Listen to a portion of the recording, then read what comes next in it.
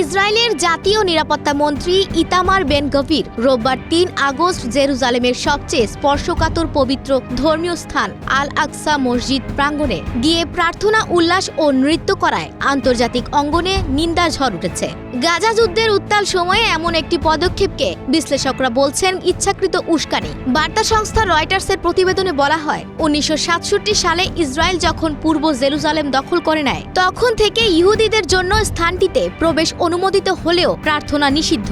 আল আকসা জর্ডানের ধর্মীয় ফাউন্ডেশন কর্তৃক পরিচালিত হয়। এই চুক্তি অনুযায়ী অমুসলিমরা সেখানে প্রবেশ করতে পারলেও প্রার্থনা করা নিষিদ্ধ। তবে বেন গভির একজন ডানপন্থী উগ্র নেতা হয়ে বহু বছর ধরে এই নিষেধাজ্ঞা ভাঙার জন্য সক্রিয় ছিলেন। তিনি দাবি করেছেন ইহুদি জনগণের সেখানে প্রার্থনার অধিকার থাকা উচিত। ইসরায়েল সরকারের আইন অনুযায়ী আল আকসা চত্বরে অমুসলিমদের প্রার্থনা নিষিদ্ধ থাকবে, কারণ এটি মুসলিমদের জন্য তৃতীয় পবিত্র স্থান এবং ইহুদিদের জন্য সর্বাপেক্ষা পবিত্র স্থান হিসেবে বিবেচিত। তিশাভাব উপলক্ষে বেন গভির সেখানে প্রার্থনা করেন। এটি ইহুদি জাতির জন্য একটি শোকের দিন। এদিন তারা প্রথম ও দ্বিতীয় টেম্পলের ধ্বংস স্মরণ করে। তবে প্রথমবারের মতো কোনো দায়িত্বপ্রাপ্ত মন্ত্রী প্রকাশ্যে সেখানে প্রার্থনায় অংশ নেন, যা পরিস্থিতিকে আরও সংবেদনশীল করে তোলে।